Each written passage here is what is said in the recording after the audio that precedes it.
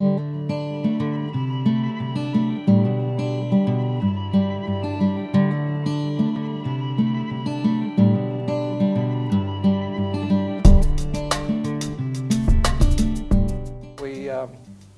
went out for some makan with a Polynesian guy that was being released again in YWAM to head up the Pacific and Asia region. It was almost a virgin territory for YWAM. There had only been a limited amount of things that had been done in the region over the years.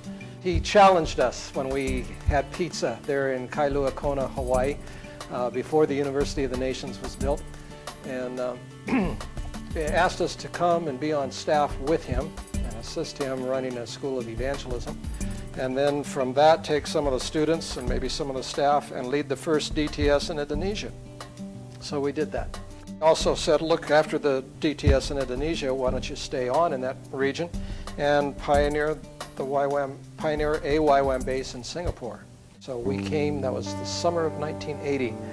And after the DTS, we brought 2 of the students with 3 of the other staff from that school, and lived in a little 3-bedroom house in Siglap. So we actually were told about 4 mountains or hurdles that we needed to face in Singapore if there was going to be a base established here.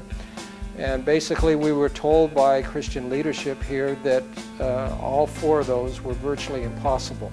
If God was in it, of course, He could do it. But in the natural, you're not going to have permission to stay here, so you won't get visas. You certainly won't be allowed to have your son born here, because there were billboards all over the place saying 2's enough in those days. And they did not want anybody giving birth to more kids in Singapore, and so that was an impossibility. The 3rd one was permission to run schools. And we were told that we'd never get permission to have YWAM schools here, just too much red tape, too many schools already existed, why is there a need for another one? And the 4th hurdle was a publication. We felt that we really needed to communicate to Christians not only in Singapore but outside Singapore to let them know what's going on here. And we found out that the red tape required even to put out a monthly newsletter was the same amount of government red tape as if you were going to start another Straits Times. But to make a long story short, by the grace of God, within 6 months, every single one of those 4 hurdles had been dealt with. Our son was born here, we had visas, we had permission to run DTSs or whatever schools God put on our heart, and we had permission to have a publication. So we praise God for the limited fruit that we had during those early years.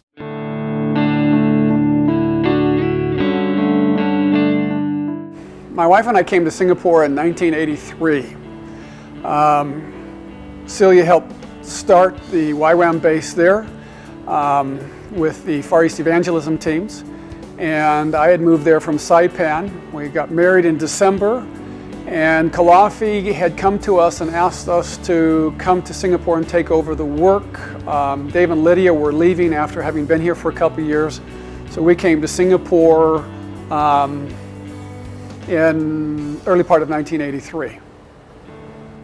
I think one of the most significant things for us was laying foundations in worship with our Far East evangelism teams. We would be literally spending all morning in worship for a good 4 weeks of that time, with God showing up, waiting on God, and God revealing different attributes for different songs. And there was a very, very deep seeds, roots in worship and intercession and who God is. It was laid in those times of just waiting on God and worshiping hour after hour after hour that formed who we were here in Singapore.